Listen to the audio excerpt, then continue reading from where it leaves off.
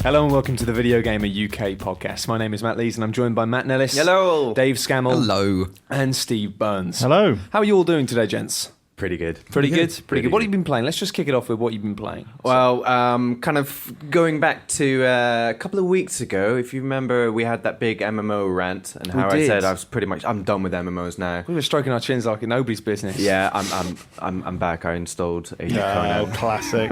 Age of Conan. I can't help myself. Age of Conan. I can't help myself, man. I don't know what I expect. Every time I do this, like at least once a year, I'll go back and I'll reinstall an MMO I used to play, and I don't know what I'm doing. I don't know what I'm expecting to find when I launch that game. Yeah. Whether it's going to like rekindle this amazing sort of teen memory that I have of that game, but no, it's still rubbish. No, Still rubbish. it's well. To be fair, Age of Conan is not rubbish. It just feels so archaic now.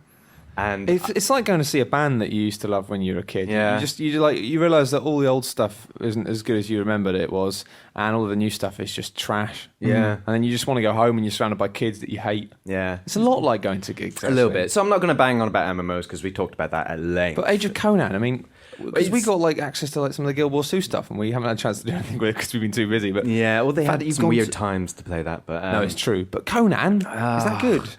It was interesting at the time because it had like this. They call it real combat, and so when you That's a claim. Every MMO has got its own little. Get your own little sword in the box. Yeah, real combat. Yeah, well, it's almost that, but it's nowhere near that. So, like, when you go to attack an enemy, instead of just mashing keys you're still mashing keys, essentially, but you have to attack at sort of different angles. You can attack from, like, the left, the top, and the right, and there's, like, little indicators, and if you can string together combos to get, like, stronger attacks based on how the enemy is sort of facing you and, like, trying to attack you. So the little indicators will show, he's a little bit weaker on his left side now because he's swinging to his right. So you'll like launch a combo to his left side, if you get this sort of difficult combo, you get more damage. A bit like Infinity Blade, how that thing works, maybe. Have you played Infinity Blade?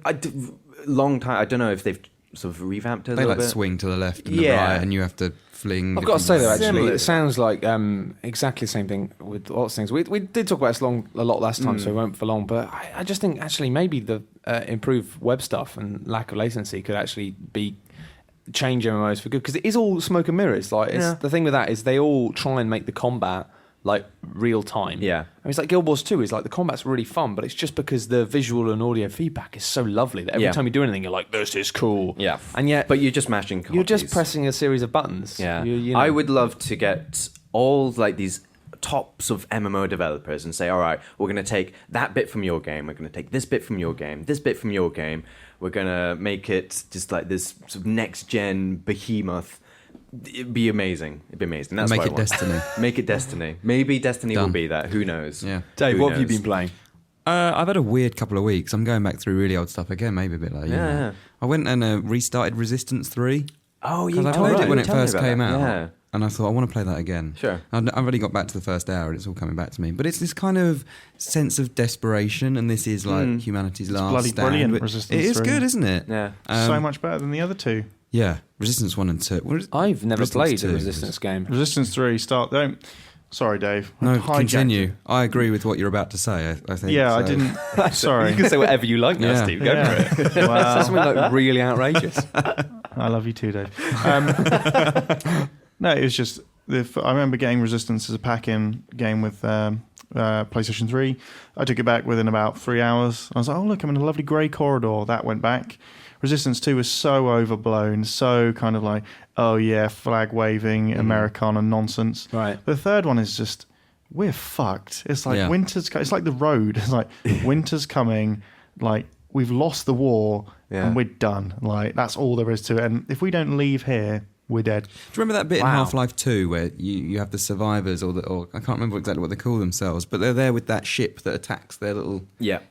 That Resistance 3 is basically that game for Wow. 6 hours or so- however long it It is. sounds good. And it keeps on changing itself up. You'll see this when you do it. It keeps on changing every 2 or 3 hours. Every time you're thinking, oh, I'm a little bit bored, it will change its style. Like there's a great bit on a boat where you're going down like flooded kind of waterways and shooting like all the kind of weird zombie aliens that are jumping on you, and then you're like, oh, okay, well, then it's like a shooting gallery, and then it becomes a survival horror game, as you a bit like in Half-Life 2. In Ravenholm, yeah. when you're, it's almost, and you go into a mine and you don't have any weaponry, and it just keeps on changing. It's amazing. It's so different. It is amazing that Ravenholm worked. I mean, if somebody said to me, "Oh yeah, there's going to be like a survival horror bit in the middle of Half-Life 2," I'd be like, "Oh God, really?" But it just fit. It just works. Oh, it's terrifying. Yeah, really scary. I do think, though, actually, it's interesting. There is a real problem with narrative types in games. And I think it's like people talk about genres and how there's not enough genres. I don't think it's even as simple as that. I think a lot of the problem with it is like, you look at Hollywood, they've got like lots of different styles of narrative, and a lot of them are like cliches, but you've got a lot more variety, where it's like, we talked about this a bit in the past about the reliance on the hero story, where it's like you're saving the world, and no matter how bad things are, you're going to turn it all round because you're the hero. And I think there's a lot more value to be had in a game in which you're screwed, and you're like your success and your sense of like progression is getting that inch back, and not being like blowing up the spaceship in the sky, but just surviving for another few minutes. And Resistance 3 is absolutely perfect for that, because at no point in the game do you feel like a hero. You just feel like another guy, and it's a bit like, it's depressing to play. There's no heroism in the game. You're just like, another day is done. Like, it must be what it's like to live in the Terminator's future world. You're like, okay, well, we survived another day. Yeah, the only easy day was yesterday. But they probably could have done with making the enemies a little bit stronger and a little bit more terrifying. There is still that sense of you're kind of a Superman with the gun, and you can take down wave after wave. Get it on hard, Dave. But, yeah, that's true. That's true. I haven't tried it on hard. But I'm not a big fan of Steve just rolled his eyes, by the way. No, I didn't play on hard.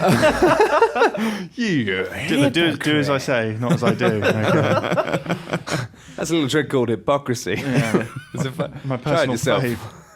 But no, I would like to see more of that in games. It does feel like a lot of games, they kind of try and have the cake and eat it by doing that whole kind of like disastrous end of the world. And that actually, controversially, was why I was very fond of Mass Effect 3's sort of story arc and ending. I mean, I know it's a controversial one because a lot of people hated it, but I like the fact that after giving you 2 games worth of real immediate sense of cause and effect, and giving you the sense of, oh, I can fix anything by making the right decisions, of just being like, nah, like, things are bad, and we're not going to pull punches. And people say, yeah, but I should have been able to stop that, because that's how people forget, I think, in games, that sometimes having the sense of choice and giving a sense of causality should mean being able to do everything perfectly. And I hate that. And actually, that's why I think the Walking Dead series is my favourite games I've played in years, just because it's like, at first I was like, when I reviewed the first episode, I was like, I'm worried about this because I feel like a lot of the choices are artificial, and I feel like the decisions I'm making aren't actually having an impact on the game,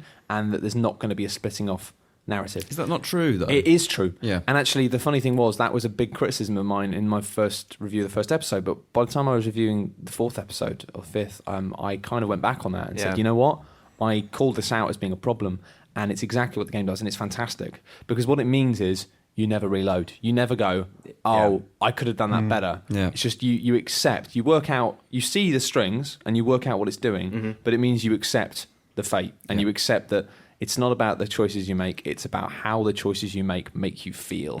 Man, that's deep. Sorry, I'm a So hippie. deep. But I do think that there's just, especially with first-person shooters, people are like, oh, I'm bored of first-person shooters. It's like, no, I'm not bored of first-person shooters. I'm bored of the narrative style of first-person shooters. So I might check that out. Yeah, well, I mean, that whole thing about, that's your destiny in games, that's how it should be. Like, we talked about it before, I hate people that reload on Heavy Rain. And that's the reason why, I never played any other Super Mario Brothers game after the first one, because I jumped in the hole, died, and I was like, that's it for me. That's my story. I don't. And everyone's like, well, Super Mario 64, he's played it, no, he's dead. Honestly, I saw it with my own eyes. He jumped in the hole and he's dead. Never watched a Bond film again after being shot in GoldenEye. Done. I prefer you didn't bring it up, actually. It was upsetting. I'm at his grave every year. It's bad. It's a big NES cartridge. When he fell into that hole, he hadn't even had a mushroom yet. He was just a child. That's dark. Oh, man. Having said that, I still want somebody to make a realistic snowboarding game in which every time your character goes off a cliff into a ravine, that character is dead. He's done for. Or, like, just really seriously injured, and, like, maybe we'll be able to snowboard again in 6 months, a year, but maybe just we'll never be able to snowboard again. And in the meantime, you can't choose another snowboarder. You just have to. It becomes like a sort of hospital. No, minigame. you can. You can. Like, you have a roster of snowboarders who are available, but when you've killed all of them, you have Wait, to what's just, the like, aim of the game? Snowboarding or killing snowboarding.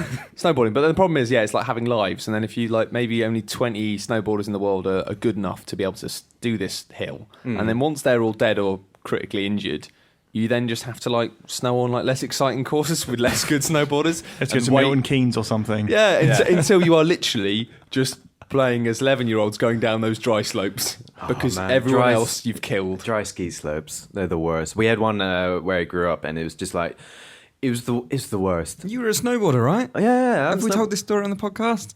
Which story? That you were a snowboarder. That I'm a snowboarder. Yeah. I didn't know that. That's pretty cool. But yeah, I learned on this crap dry ski slope, and like they're death traps. They're absolute death traps. I think you can make a game of a dry ski slope. I've been on one once, and they are death traps, to be honest. Actually, if you fall on a dry ski slope, you're dead. It's like pretty much. It's like an evil toothbrush, isn't it? I might be skipping a few steps there. But they are like evil toothbrushes, aren't they? Yeah. It hurts. It hurts more than snow. Like I think it's what the pros train on to get them ready for, like, you know, the big sort of off-piste mountain runs, because that's nothing compared to a dry ski slope.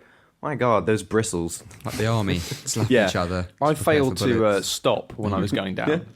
I failed to stop because I was learning how to stop on skis, and I went down, and at the bottom of it they just had this sort of rickety wooden fence, you know, the type that's just tied together with chicken wire and just basically spikes of wood. And I was fine, luckily. But in a sliding doors universe, that 11-year-old me got impaled and died that day. Yeah. So for the love of God, don't ever go skiing. Yeah. Has anyone been playing any other video games? Stalker. Stalker. You've been playing Stalker? Stalker. Good now, man. I've been waiting to play the original Stalker since it came out. But, you know... What have you been waiting for? Well, other things happened. Like, I had a PC that wasn't quite good enough to run it. Yeah. And then I was like, That's okay. Well, and then the Xbox 360 came out. And I was like, well, I'm not going to justify upgrading, blah, blah. But now I've got, You got a PC that can run it. And I've got all the mods. And it's brilliant. It's got more atmosphere in the first 20 minutes than any Crysis game. All the Crysis games put together. And most first-person shooters. What I love about it is, like Resistance, it just goes, you're fucking dead. So make the best of it, but you will die. That's it. Off you go. Yeah. It is grim. You know, I found a guy, he was dying. I was like, oh, I've got a medipack. He needs that. Am I gonna? I did, but I wish I'd shot him now. Yeah. Because later on, I'm like, where's my fucking medipack at? Exactly. It's a bit like DayZ, kind of. I think it's got a very similar vibe. Yeah. As in, like, I'd say anything can essentially try and kill you at any time. And there's... DayZ's not really like faction led in that way, but there are, you know, it's very political in DayZ to navigate the world, but it is so bleak and atmospheric, and like I said, I put the mods on so it looks some way reasonable, but it's the freedom.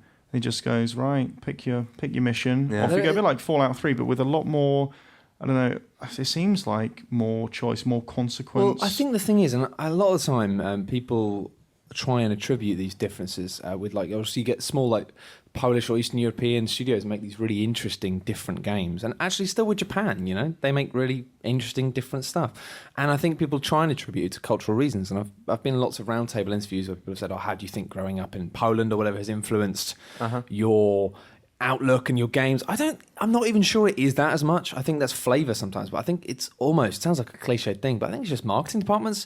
As soon as you're part of a company that's big enough where marketing actually have a say in the style or tone of your game, then you do end up with these really cliched things. And you can imagine somebody trying to pitch something like Stalker or Dark Souls and being like, yeah, it's this really hopeless world where you're constantly set upon and everything's trying to kill you, and you know, just getting across through a room alive is... The greatest achievement is just surviving. Yeah, and people would go, oh, no, it doesn't sound very satisfying. People won't like that.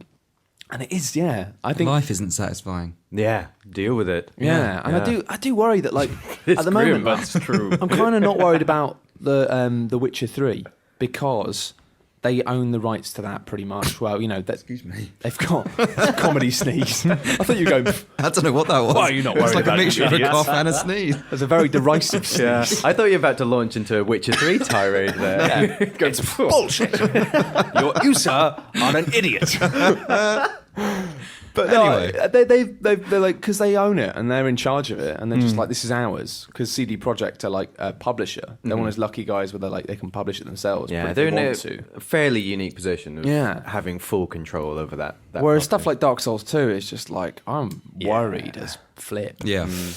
But yeah, Talking about Dark Souls, we played a bunch of Dark Souls last night. We did, yeah. And In your pants. the character was in their pants. Oh. We were fully clothed. Oh. Did you get the wrong idea? Yeah. Oh, mate, Sorry, sorry. Dave. it does. I'm it's kind of disappointed. misleading. Yeah. I was going to watch that Yeah, later. we were fully clothed. The problem with that is because of the camera positioning we've got. If we were in our pants, it would have looked like we were just naked because you can only see the tops of our chests.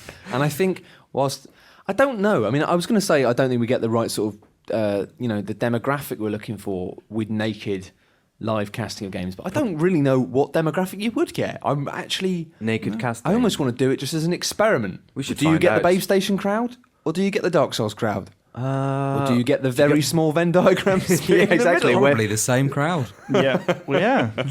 Who knows? There's only one way to find out. Masochists. But yeah, Dark Babe Souls. Souls. Yeah, I found it really bad. I felt really guilty because there was this thing of like, we started playing it and we live stream stuff every Tuesdays on our channel from like 5 p.m. to 7 GMT. And we usually do new releases of games so people can like have a look at something coming out on Friday in the UK. But nothing really took our fancy this week. So we thought, let's just play some Dark Souls, but I'll try and get through it with a character who's just wearing underpants and not allowed to wear any armour at all. Because I thought that sounded quite nasty. But then we were playing it. And anyone who's played Dark Souls will know that even though it's not the hardest bit of the game, the introduction area is one at which, for some reason, always makes me really on edge because I know that you've got to fight the jailer demon at the end, and it's like this really stressful thing of knowing that whenever you get to that, because you've had no opportunity to grind at all, really, you know he's always... He can kill you He really can kill you quickly. really easily, especially if you're not putting on the armor that you've just picked up. And so I'm always like... As soon as I get to that first fireplace outside of the jail, I feel a lot more relaxed because I know I can take it at my own pace. You were tense. I was really tense because every time I started Dark Souls, even though I've played it like a lot and completed it twice, that first 10 minutes of the game, I always feel really tense because it's like I need to concentrate. Also because the controls are really tricky and you need to like get back into it and you need to be like... And it always throws that boss at you at a point at which you're really not into it yet. You're still like working out how to play. Still doing that thing of looking at the controller. Yeah. And it was just this thing of like, you were just being really chipper and just going, oh, what are you doing, Matt? How are you doing? And I'm just like, I was given a play-by-play. I was literally having to tell you to shut up. I felt really bad, but I was literally like, no, shut up. Just be quiet for a minute. I need quiet time. It was now. like, I needed to be quiet so I can kill this boss because it was like, I knew that if I didn't absolutely focus, he was going to kill me. I found it hilarious. After that, I chilled out a bit. Yeah, he was just trolling me. He was like, I'm just talking to people on live stream. And I'm like, yeah, you just need to shut up. You just need to shut up. I'm trying to kill this guy. Just shut up. Yeah. After I killed him, I was fine because I was you like, were fine after that. because the whole area after that, I'm sort of in my comfort zone more, and I'm like, I can do this. But for some reason, that first boss, I don't know why that first boss really terrifies me. He was tense. So I've never played Dark Souls before this. So Have this you was not? no, really never. I'd seen a lot of it. I'd love but to watch never, you trying to do what I did. Because that'd be hilarious. Funnily enough, I actually have Dark Souls. I've just never sat down to play it. So when I got home last night, I was like, you know what? It looked pretty easy. I don't know what people are talking about. It looked really easy. So I created a character. I created a wanderer. Went home, jumped in, and I died constantly. Yeah. I died constantly. I couldn't kill anyone. Yeah. Like, you it's really probably, hard to... Apart from the first, like, zombies, which kind of die in one Well, hit. they don't attack you. Yeah, they don't attack me. That helped. that first corridor... The guys that don't kill you. The guys that didn't kill attack me. no problem. No problem at all. Like, breezed through that first corridor, went up the ladder. I was like, what? This game's easy. This is easy mode. I need to put on the harder difficulty. And then actually came across, like, the first sort of skeletons that actually do attack you. Yeah. And I was like, nah, what the hell? Yeah. It's a tough game. It is a tough game. It's a brilliant game, but it's so tough. Yeah, but then it's like, the thing is, when I was playing it, I was sort of half thinking, oh God, I'm really spoiling this for you because like there's so many little tricks and stuff here I'm using that took me a little Don't while worry, to find. it didn't spoil However, it no, whatsoever. at the same time, I was also aware that I was just casually doing stuff like running halfway up some stairs, then rolling off to the side to dodge boulders and stuff, and you might not have even noticed what I was doing there because it's like, to me, it's such muscle memory of just being like, I know where all the traps are, I know how to activate them and get out of the way, and you just be like. Thing is, like, I remember you had, like, the first weapon that you kind of stuck with was a club. Yeah. No idea where that club Oh came no, from. that's because that's the starting items. Whichever character class you choose. See, I went with a wanderer, and I've just got a sword that doesn't even have, like, a sword handle. bit. Oh, It's just a handle. Even You should worse than not a You handle. should find it quite early on. Possibly I did. Maybe I just didn't find Because it. you will really struggle to beat the first boss with that. I'm struggling to beat just the normal skeletons with it. Oh, this It's is like- enjoyable. This is rubbish. So I'm going to go back and I'm going to try again. Well, unless the evil stuff I've been playing this week, a game I played this week which I really enjoyed. So finally got around to playing To the Moon. Oh, yeah. I wanna this play that, this is yeah. the game that makes people cry. Apparently, yeah. It didn't actually, funnily enough, because I am a massive crybaby bunting. I cry at everything. Yeah. I cried at the start of the Star Trek film which came out. The and new I cried one? at the end of Thor. Hang on. Both of those times I cried on a plane though, and I do think that films on planes somehow make you more emotional, but I don't know why. It's the lack of oxygen. Lack of oxygen. I've heard there is science behind that, so it's No, not there just is. What? And also, What is this? Yeah, because it's people for are real. dying, and you're like, I could die here. And then you Maybe. start But crying. that's not to do with lack of oxygen. Yeah, well, there is less oxygen. What? Is there less oxygen? Yeah. Yeah, there probably is. Is Apparently, there not more oxygen because they're just pumping it in your face constantly? No. Apparently, that's why. That's not how it works. No. And never use the Oh. phrase "pumping it in your face" constantly. Oh, Okay, this isn't a rap video. If you are going to say that, then do it when you're wearing trousers, for God's sake. Yeah, wipe yourself down, David. Yeah, Jesus. Yeah. But no, yeah, it makes me cry a lot. I cry at everything on planes. Like, The food, the service, the seat. although actually, I was watching. Last time I was on a plane for a long haul flight, I just chain watched Breaking Bad, and at one point there's a side plot that's not a major thing, but there's a plane crash, and a plane blows up in the sky, and it was just this brilliant thing. If I was just watching that on my laptop and not even thinking, like in the middle of like a family at either side of me, and I'm just like, I hadn't even Laughing clocked. hysterically. Yeah, pointing. I was just like, check this bit out. Look at this bit. Because I just didn't clock that. But afterwards, I was like, I shouldn't have done that. It was bad. But anyway, To the moon. To the Moon is brilliant. I really, really rated it. I was kind of expecting it to be not very good because it's one of those games that everyone's banged on about as being this sort of incredible, just amazing emotional story. It didn't quite make me cry, but I did well up a couple of times. And it's just very touching. And it's just amazing. It's just so good. But I think what impressed me most about it is it just tells this very compact, wonderful, clever little story that is smart, interesting, funny at times.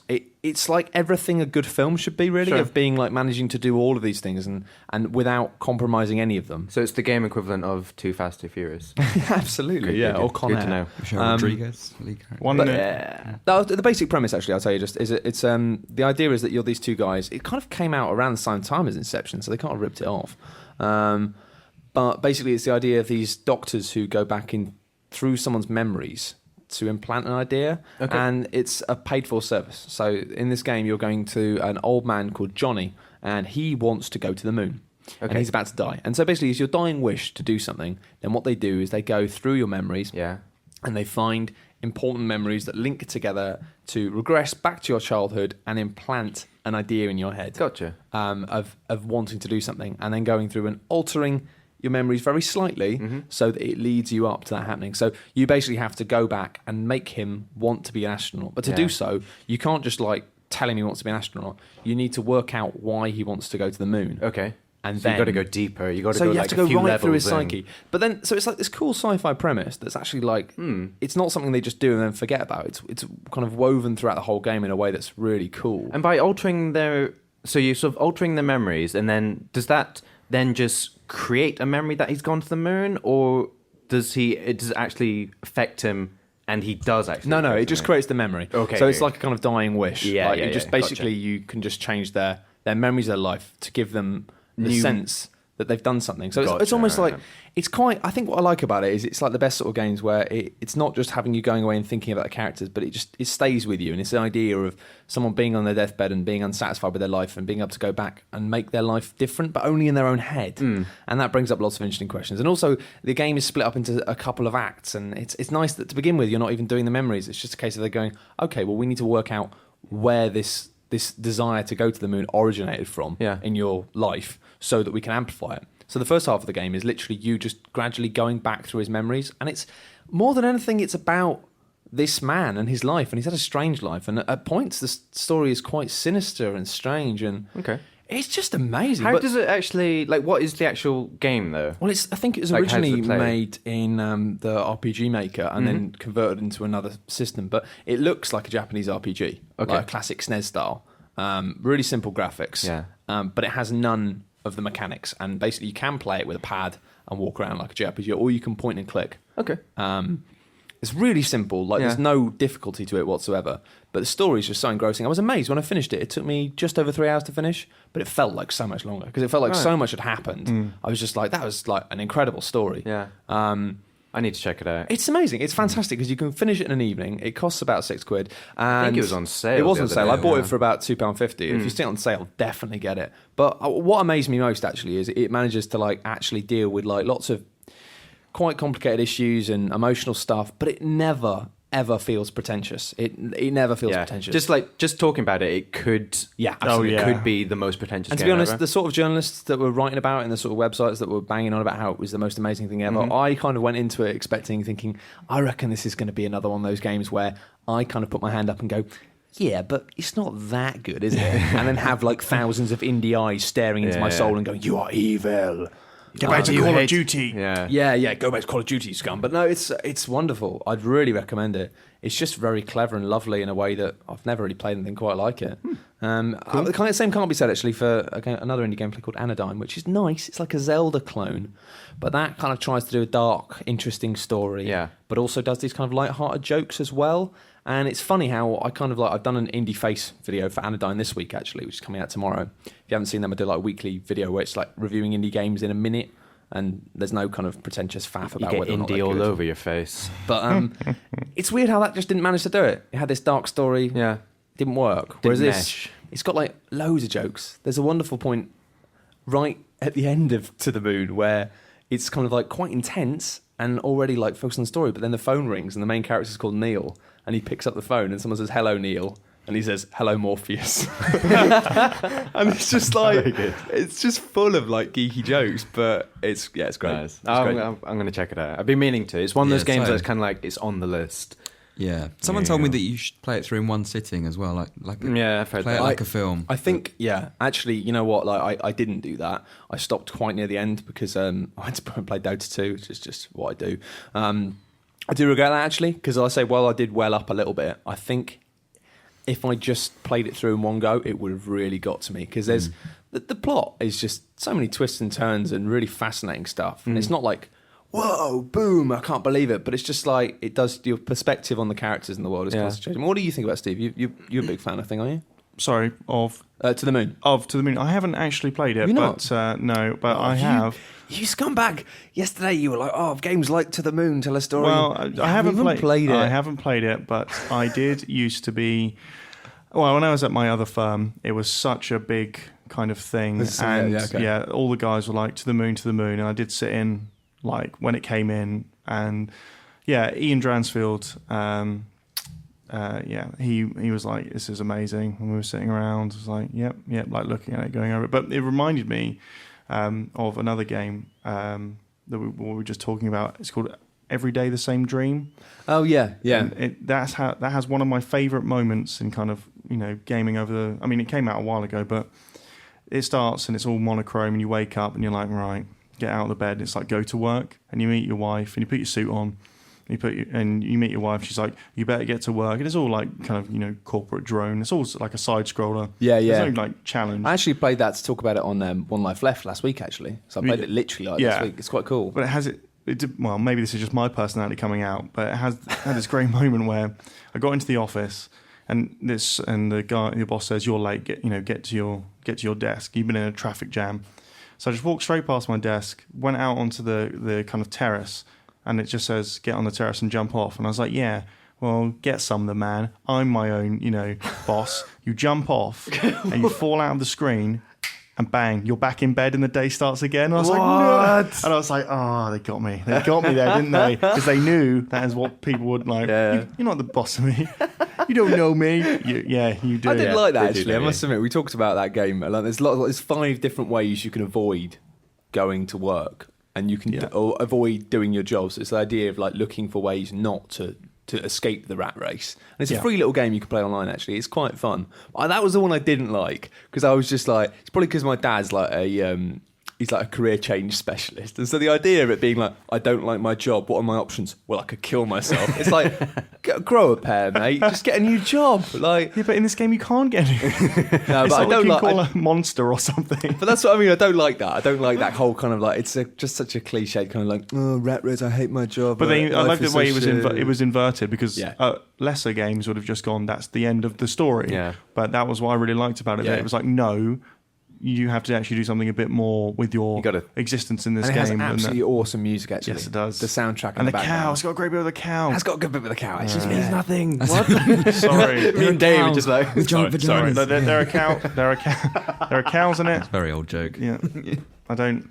You're right. We're going to talk about this later. Yeah. But one game, and I'm not sure. You may need to cut this part. But one game that What are you going to say? that we haven't been playing is Tomb Raider. Oh yeah, Oh, no, yes. no, we can And- we can talk about that. I and guess. yeah, we haven't been playing it because of the NDA, and there were some things in there that we didn't agree with.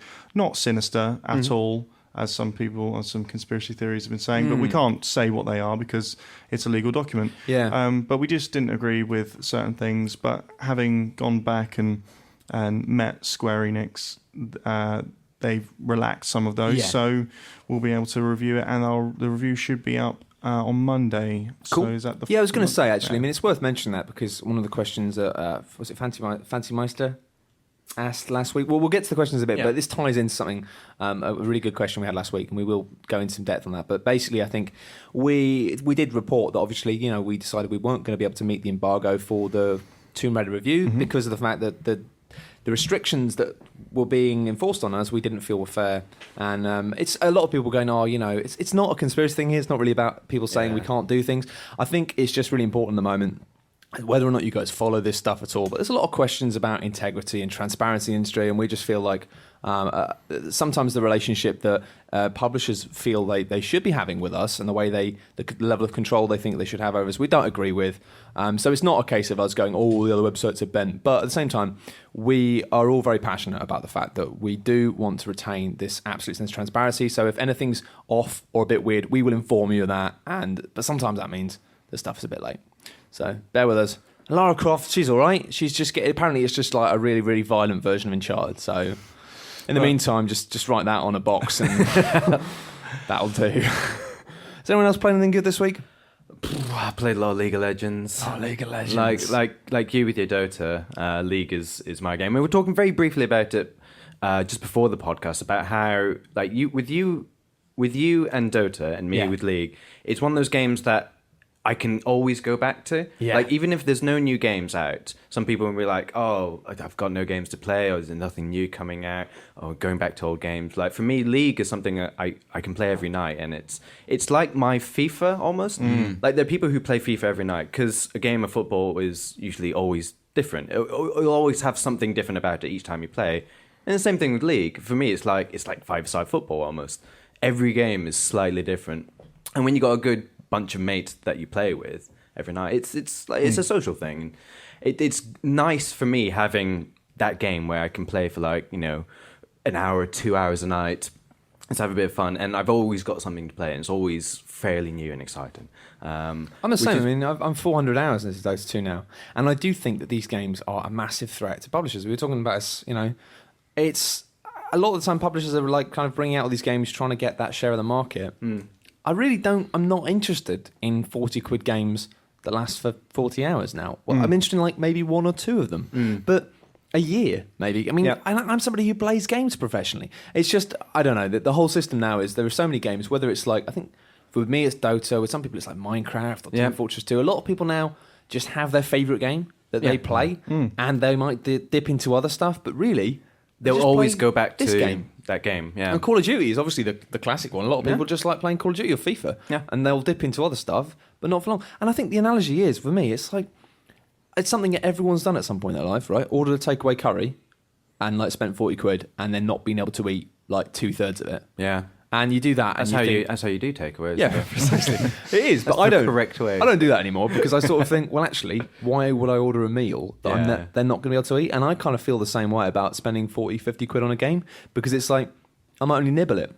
And I might really enjoy nibbling it for 3 hours, but then I might be like, well, I'm done with that now. Yeah. And so stuff like To the Moon, where it's like, here you are, this lasts 3 hours, it's £3. It's like, done. I know I'm going to get my value from that. Yeah. But with other games, I'm not so sure. And I've had games that I've been really hyped for and really excited about. I've sat down to play them, and after 5 hours, I'm just mysteriously not interested anymore. And I don't know why. I got that with Ni no Kuni after about 25 hours. I'm like, getting towards the end, but I'm just like, I don't want to play it anymore. Done with that. 25 hours. That's 25 a long hours time. is good though, actually. Ni no Kuni I still recommend because it's like, if you get to that point and then you're bored, that's all right. You've had 25 hours of game. But with some games, pretty good. Yeah. it's like, it's not very long. And I don't know why. You just think, I'm done with that now. Yeah. The thing is, maybe because a lot of games there's so much blatant padding. Yeah. I mean, Yeah. Assassin's Creed 3 for me is that game, and it's just one of those where I was playing it like, is something going to happen in this game? And I was very aware that I was playing prologue, and I was like, I just want to. I don't want a 5-hour prologue. It's a tutorial, 5 hours. Yeah. Just strip that shit, or crazy. let me skip it. Yeah. You know, and even I would like an option like Metal Gear Solid 2, for example, which I don't like, as you probably know, but that allowed you start the game, play the tank section. Yeah, played it before, played it in the demo, played it. Okay, go straight to the actual game. Sure. Oh, brilliant. Done. Thanks. I think that's kind of why I like Spec Ops: The Line as much as, or more than I thought I would, because it is a short game, and I didn't. I mean, there is a little bit of padding because a lot of the time you're just shooting dudes, but it was like 4 hours for me. Like 4 hours and it's done. It's like I don't Four think good it was, hours, though.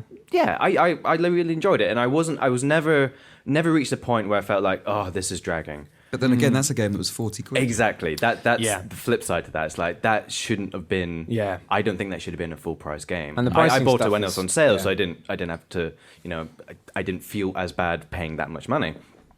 But having that shorter experience and then being able to do it play a game in one sitting, having that overall experience, not having it broken up in any way, and then finishing and be like, yeah. I think enjoyed from a that. developmental point of view as well, like the ease of pacing and what you can do with the pacing is so much better. Like imagine if you're a game developer who literally sits down to go, our game is a game that somebody starts playing at 7:30 after they've had their tea, and they finish at 10:30 before they go to bed. And literally being able to map out the pacing of your game like that, under the assumption that 8 out of 10 people are going to play that in one evening. Like the pinpoint accuracy you can have with how that plays as a roller coaster is fab. Well, I can It's see a lot awesome. of episodic stuff. I think will have a massive boost next gen. Yeah, Sure. I think so. Because I mean, The Walking Dead's been so successful. That everyone was talking about. Everyone kept going. Oh, we've got a champion, The Walking Dead. And it's like actually no, we don't. It has been downloaded like 2 million times. Like, it's They're actually doing all fine. right. Like, all we have to do is keep occasionally standing up and going. Yep, it's still really good. Yeah. Still good. Still good. But yeah, if I can see Remedy or someone like that trying to break Well, into. they were that. a bit early, I weren't know they? exactly, but They were now a bit that too it's early. Yeah. Yeah. It's, they were ahead of their time. Well, not that they did it in a way, but essentially Yeah, they but just I mean- stitched their episodes together to make all of Alan Wake. Yeah, but I mean, they weren't very good at it, were they? I mean, it's like episode 4 of Alan Wake. Alan has lost his torch and his guns again. It's like, oh no, what's going on? Oh, it's because it's weird and dark and stuff. It was like they just kept using the same premise. That because he was in some weird, twisted, dark world, half the time, the weirdest thing that could happen in this psycho novel reality was he'd lost his torch and his guns. Or no, he lost his guns. Didn't And- you fight like some possessed combine harvester or You something did. in that game? You did. It was. Oh, I really like Alan Wake. I do. But It is silly, but it's a game. It's a game that like turns up to a party. Everyone thinks they're so suave and so cool, and then it just starts pissing itself for no reason. It's Garth and you Marenghi, have to ask the it to game, leave. from It what I've is. seen. But it is meant to be. But I think with Alan Wake, what happened is that Alan Wake. Let's use the party analogy. Right? Alan Wake turned up thinking that it was like the coolest guy, or maybe it was a fancy dress party. Okay, so Right. Alan Wake turns up in its best Marenghi Stephen King duds. Yeah. Kind of thinking, right. I mean, I've got this one nailed, and then someone turned up with a better outfit, and that was Deadly Premonition, and they went, "Oh, you're joking." Well, no, Deadly Premonition was like it's one of those things where you sort of thought, imagine if Deadly Premonition had the production values. I think that would have Alan Wake. That may have ruined it. I think that may have made the best game ever. Actually, I don't know. You think I love Part how of his charm. I love how rubbish it is. But just imagine if the shooting bits, the combat bits in Deadly Premonition they are terrible. weren't awful. That's what it would be kicks off great. on as well. It's just does. like the worst part. It's terrible. It's so bad, and yet you stick through it because you just want to know what's going on with the story. But no, Alan Wake was like patchy as best. But what I love about that is the fact that there was a branding deal with Energizer. Yes. And it Yes. is the worst product placement Yes. ever, because Energizer probably paid money to have their batteries featured in the game. Yeah. In which Keep on running out. in which a new set of batteries lasts for about 30 seconds. Like, it was just like, oh my God, like, you guys are idiots. Duracell Bunny is laughing his tats off. Like, he's having a whale with that drum spinning around. Anyway, I think it's time, because Dave, you weren't here last time, so we missed your Fire News Cannon. But before that, Fire News. you've brought something in, haven't you? It's a very special treat for us today. You've brought in what is potentially the shittest thing I've ever I seen. don't know about the shittest Well- thing. More like the best thing. Yeah, I think it's pretty Okay, awesome. well, let's let the listeners decide. Well, a long time ago, before you guys were here, actually, I think, we discussed things that used to scare us as children. And this was one of those things. I'm Yeah. just going to start this, and you can decide for yourself, like, would this have scared you when you were a child? Bear with me. It scares me now, to be honest. Tip the pieces out. It scares me that you still own it. This might be quite loud, so brace yourselves. Who you gonna call? Ghostbusters. Now that, of course, This is the incredible Real Ghostbusters electronic talking game. Man's going, right? think, man, going.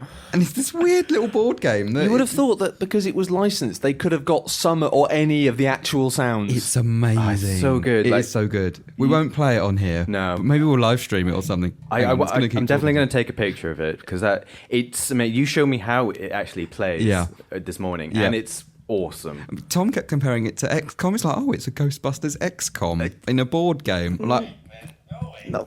Oh, Fengman's pressing the going button. left.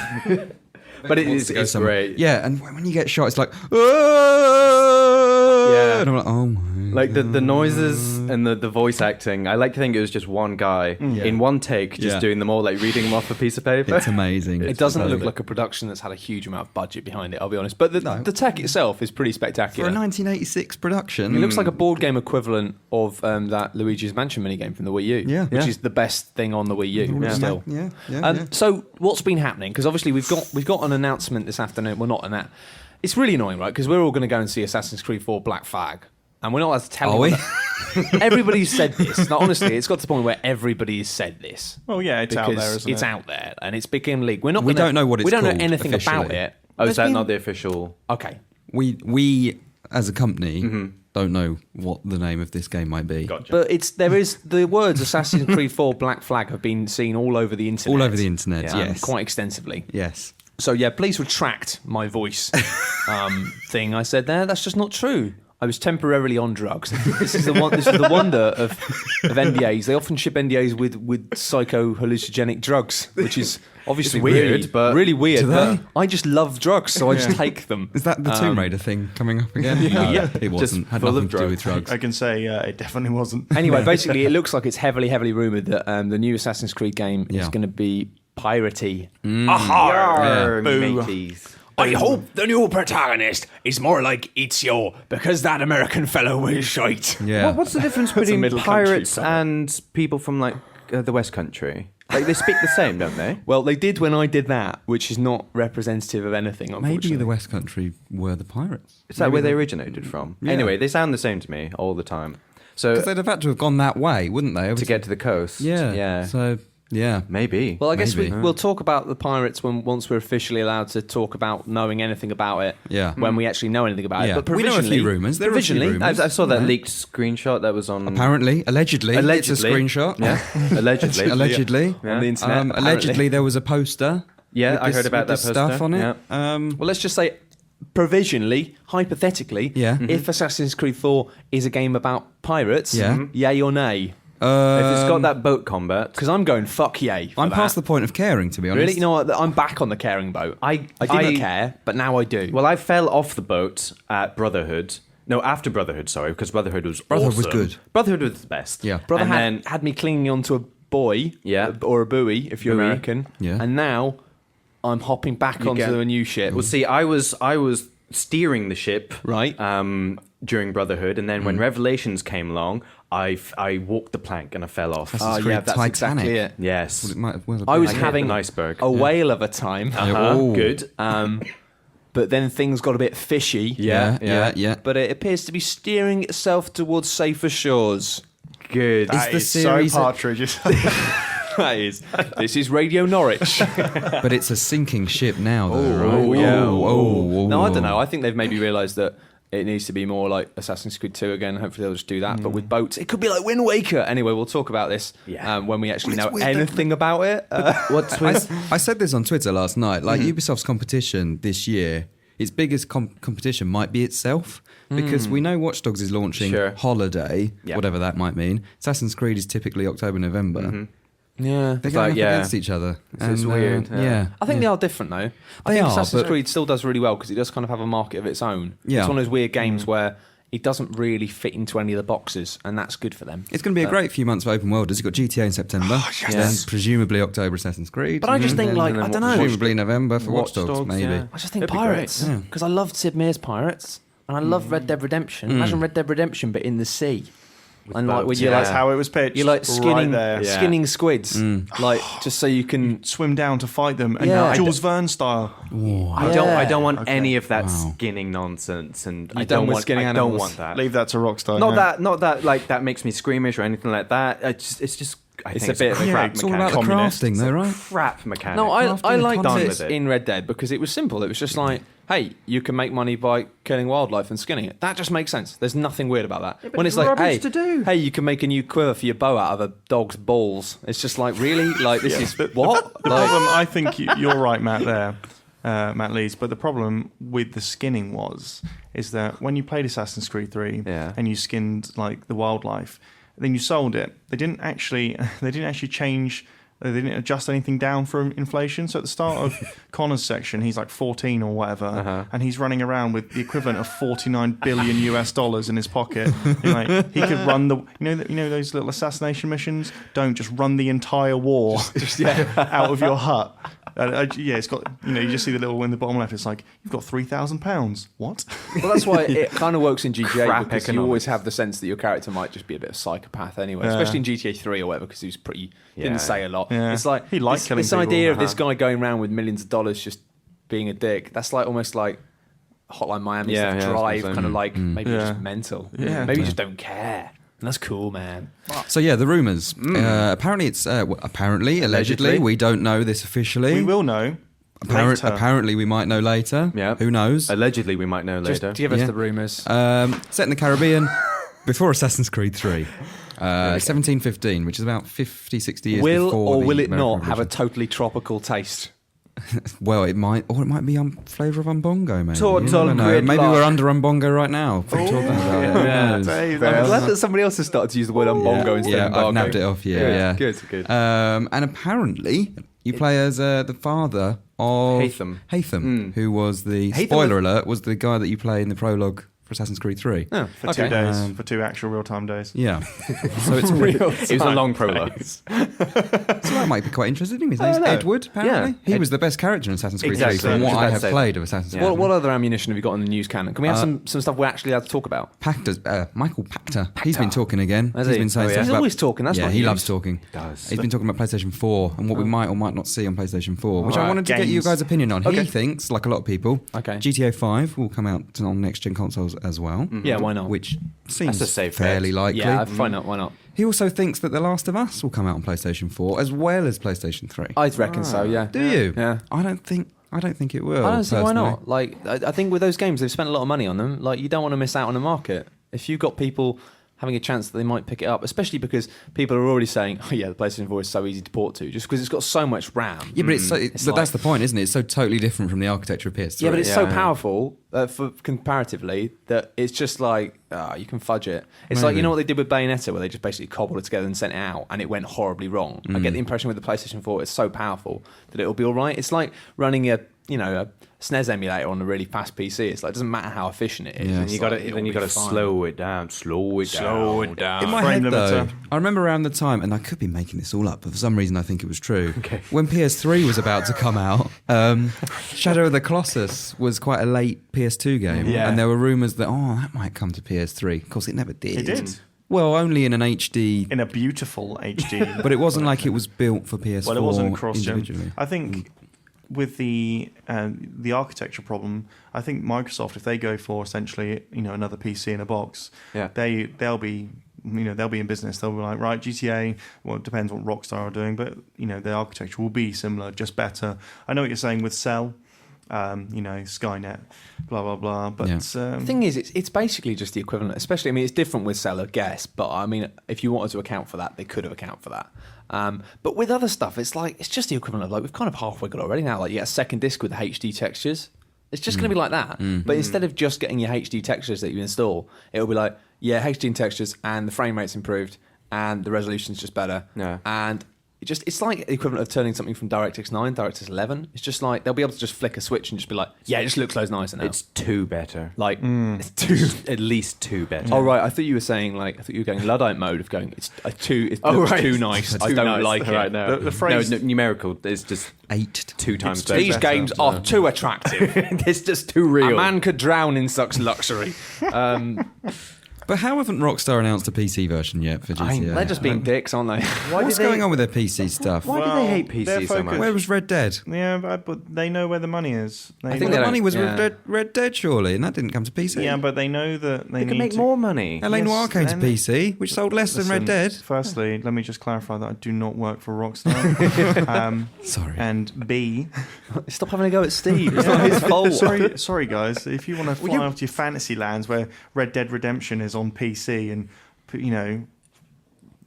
bloody LA Noire is oh, no, I'm not going to say that. I'm seething. not going to say it. He's seething. I'm not going to say it. But yeah, it's going to be fine. Can't be an engine thing though, right? Because GTA 4 was the same engine as Red Dead, wasn't it? I think the Super Furry Animals put it best with their 1990s hit. The man don't give a fuck. Well, I maybe. think basically they're too high up on their big chair of money to really care. It's a shame though, especially after Ice Mod did such amazing things. Red Dead could be incredible on PC. I know. See And how it probably shiny will be that at some car point. was? Yeah, You know? probably. Somebody will just hack it. Or That's I cray. don't know. I don't know. Yeah, that's the definition of cray. That's it for your news this week. Is that it? It's That's quite- it. Well, that's fine. It's been a actually. relatively news. quiet week, Yeah. other than PS4, which we've already talked at length about previously. So, Yeah. Hot news. Well, that's great. Well, let's hop into some of the questions, etc. It was the big one from Fancy Meister that Let's we kick off with that alluded one, to yeah. earlier. We promised that we'd tackle it. I'm holding this computer at a weird angle. His question was, why does nobody point out to publishers that review embargoes are simply wrong? Or is there a genuine reason why they're of service to gamers? Well, I'll kind of tackle this one because, full disclosure, I actually used to work on the publisher side of stuff. I used to work for a PR agency working on Activision games, and I haven't done that now for about 3 years or so, and I got really fed up with it because it's not evil, but it's just rubbish in lots of ways, and I got the opportunity to do stuff that I actually cared about and leave that whole world behind. But the advantage of that means I can actually talk about how stuff actually works a bit without getting into trouble, which Hot most juice. people Hot juice. can't. And the real issue with this is that are embargoes good for gamers? No. To be absolutely blunt, they're not good for gamers at all, because basically what it all boils down to is publishers want to control their products and they want to control information about their products. And that's why you'll notice that you'll get all of the previews hitting at the same time and all of the advertising at the same time. They just want a big splash, don't they? They want a to splash. Yeah. And to be fair, to an extent, that's fair because they've spent a lot of money making this product. They want it to do the best they can. And so anything they can control to make sure that their product has the best chance of selling, they will do. The problem with that, and a problem that we're increasingly facing, is the fact that part of that is trying to control the media a little bit more than maybe they should.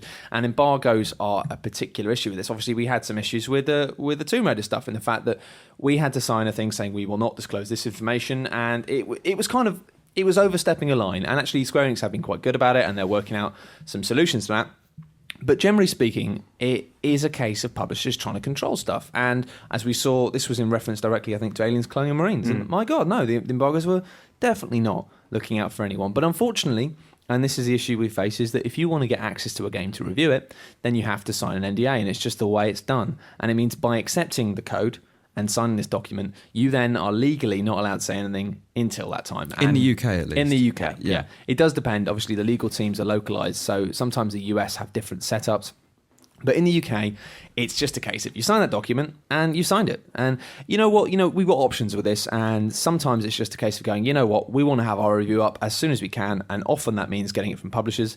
If we are completely unsatisfied with the terms, then we will either say no and work out another solution, or we'll just get the game ourselves and review it late. But often there aren't terms at all. It's just a date and a time, Yeah, often there aren't terms, and that's fine. But even with the date and the time, often it's like if it's the morning of the review, it's tricky because unfortunately we can't get access to the game unless they give it to us. So basically, it's just a case of the fact that the relationship between the publishers and journalism always has to be this back and forth, and they are the guys at the end of the day who control the access to the games, and that can never change because they're their games, and it's rubbish.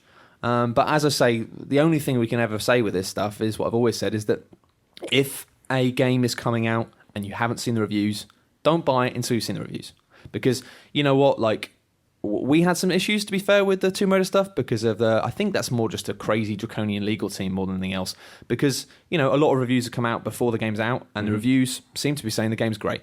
And so if the reviews are coming out 3 or 4 days before a game's out, that shows that a publisher is confident.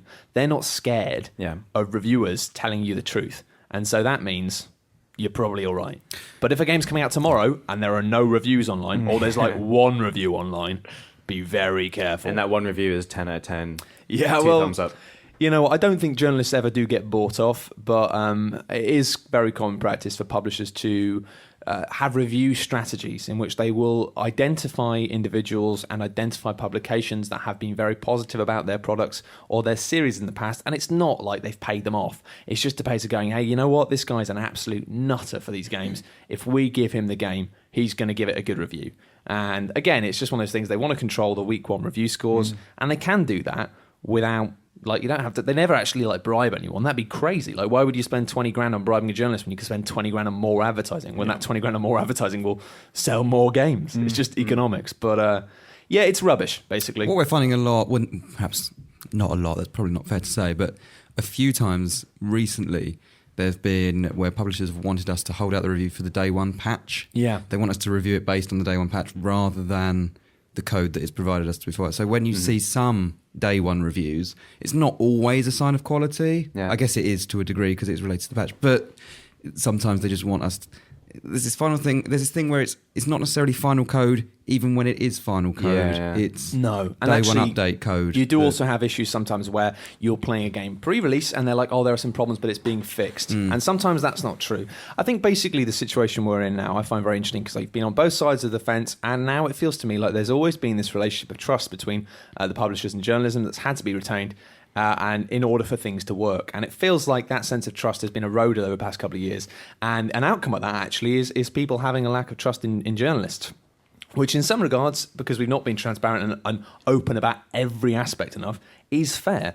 But at the same time, it's an interesting time, I think, at the moment. I don't think it's the fact that publishers are being evil. I just think that they've realised they have a huge amount of control, and they've kind of started taking the mick a bit with how they use that.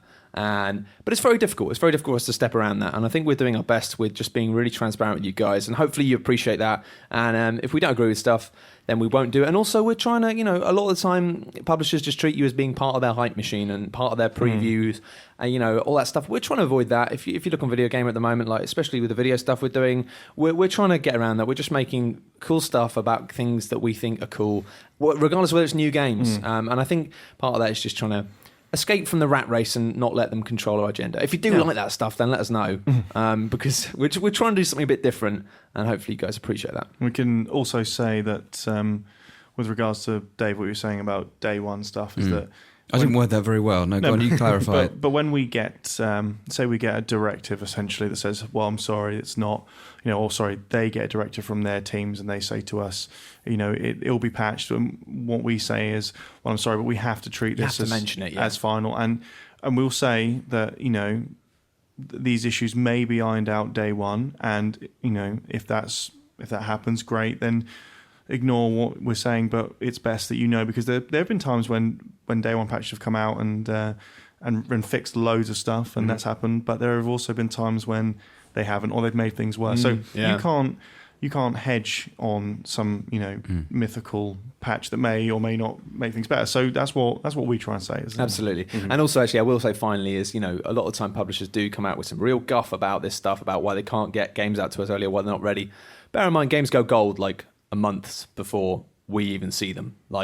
So a lot of the time, you just, always remember that whenever, because the publishers are actually quite dim with that, and they have this real celebratory thing of going, this game's gone gold, and they make it really public that game is finished. And so exactly when they finished that game. So if then you're reading things about how it's a bit iffy, it's a bit iffy because it's already been printed onto discs. So the day one patch thing is I think a nasty excuse and an unfortunate side effect of people relying on the internet. And often I think it is an excuse which is used in a way that's a bit dodge. But we won't go into details with that. But anyway, yeah. It's an interesting question. It is an interesting question. We've taken up probably more time than needed, but hopefully that covers it. What else have we got? Some new questions this week? We've got one more. PB Live. How important is backwards compatibility really? It looks as if Nintendo will have had at least 12 months to create an install base. I think this is a separate point. But how important is backwards compatibility really? I think it will become more important, but not in the way in which you think. Yeah. In the old way of you've got a load of discs and then you can put them in a new machine, I think that is always going to be a problem because of the architecture. However, Xbox Live and PlayStation Network are services where you can download stuff from. So now backwards compatibility doesn't mean I can put my disc in another machine. It should mean that I can download from the same ecosystem and play regardless of... You just use the word ecosystem. Oh. You've been watching too many presentations. Well, No, I know what you mean. I'm sorry. Stuff. That's right. Stuff is the thing. The DRM strategies, isn't it? Well, in it. I said in it. In there. it. You just DRM, in it. You've gone to the other end of the spectrum. Wow. He's gone business I've gone marketing mad. type. You've gone chav. You've gone street. Jesus. we appeal to both audiences. Yeah, really. we do. We can everything at once. But that will be a big make or break for a lot of people. What, if I've bought a load of stuff on Xbox Live, as you say, Steve, if I can't access that next time around, then it's an open slate, isn't it? What's going to stop me from jumping onto PS4? I get the impression. I mean, even the transfer cable stuff is a bit of a finicky thing. No. I mean, I think it's just a case of you should just be able to log in and be like, oh yeah, carry on your games, carry on save games. Yeah. Like I Steam. want for me to Steam. It always comes back to like Steam. Yeah. That's But the not answer. all Steam games are cloud saves, though. No, that's as true. I found out with Skyrim. That's true. But It's nice though. I think having that thing. I mean, that's the problem is that especially with Xbox Live Arcade, that's kind of been the selling point of it. For me, how I use that is I just tend to go, you know what? I fancy playing some Gunstar Heroes, and I just go boom and just start playing some Gunstar Heroes because I bought it. And buying that game is at this stage for £4 or something. It's not so much about me buying that game so I can play it. It's about buying the game so I have the ability to play it. The amount of games I bought just so I can play it one day. But we're seeing some stuff happening even now. We ran a story a couple of weeks ago with PGR4. They pulled a couple of DLCs for PGR4. Sure. Now, whether you've bought it or not, you can't download that again. Unless it's already on your hard drive, you can't access that. Yeah. And you've paid for that. With licensing stuff, that is weird. Well, it's mainly for car games and superhero games, but that stuff is like the shelf life of digital downloads is just odd. You think people are going to be selling eBaying USB sticks with files on? This is a save file. It's a screenshot of the folder structure.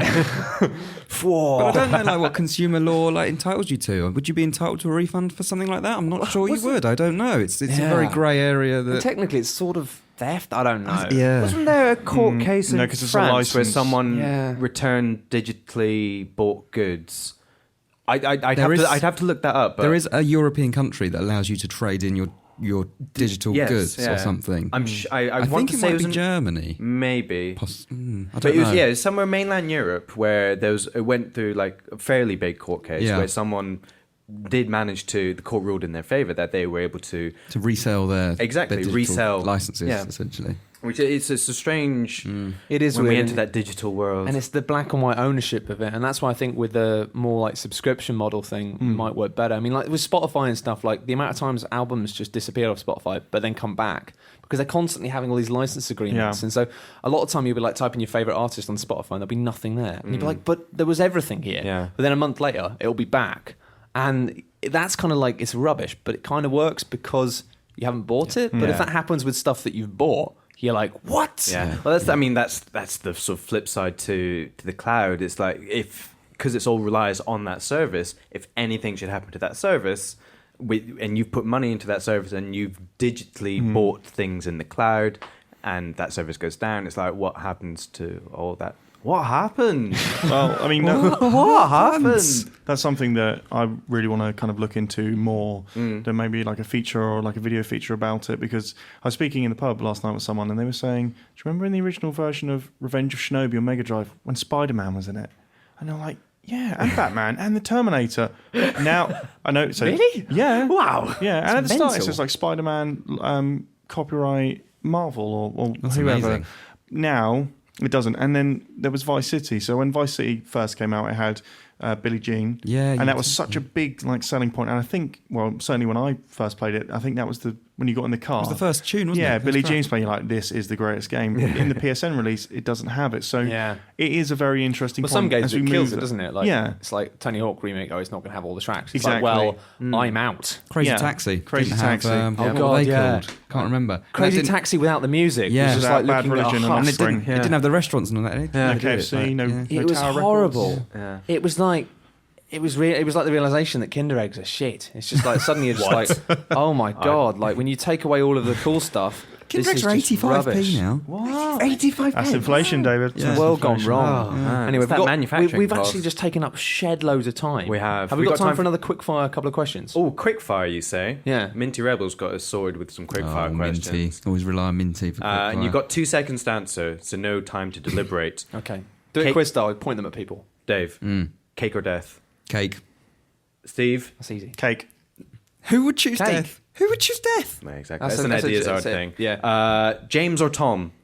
Oh, Dave. God. Oh, these questions are I rubs. can't answer Let's do- that. are there any good questions? 3DS or Vita?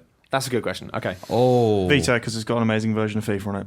3DS only because there's a new Castlevania for it and a new Fire Emblem, Oh. and that's like makes me warm in my chops. That's a tough one. I think. 2 seconds. I'm going to go 3DS. I think.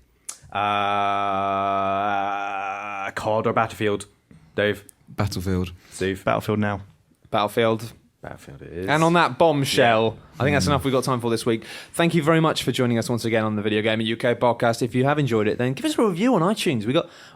Thank you for tuning in if you're a new listener. We've got quite a few new listeners from the daft PS4 stuff I did last week. But if you are a new listener and you like it, then do give us a little review on the iTunes. And send us questions as well. We do questions every week. You can get in touch with us on Twitter, which is VideoGamer.com. That's the one. As in VideoGamer.com without the dot. Without the dot. We're also on Facebook, and we're everywhere. We're on the internet. forum. Get on the forum. Yeah, get involved. VideoGame.com, get on the forums. There's some nice people there. Like Minty Rebel, he'll be there. Yeah, Minty Rebel will be there. And we do loads of video stuff as well, so check out the website. Anyway, thank you very much for joining us, and we'll see you next time. My name's Matt Lees. I've been joined by Matt Nellis, Bye-bye. Dave Scammell, Bye. and Steve Burns. See ya. Bye. Sorry, I was reading something.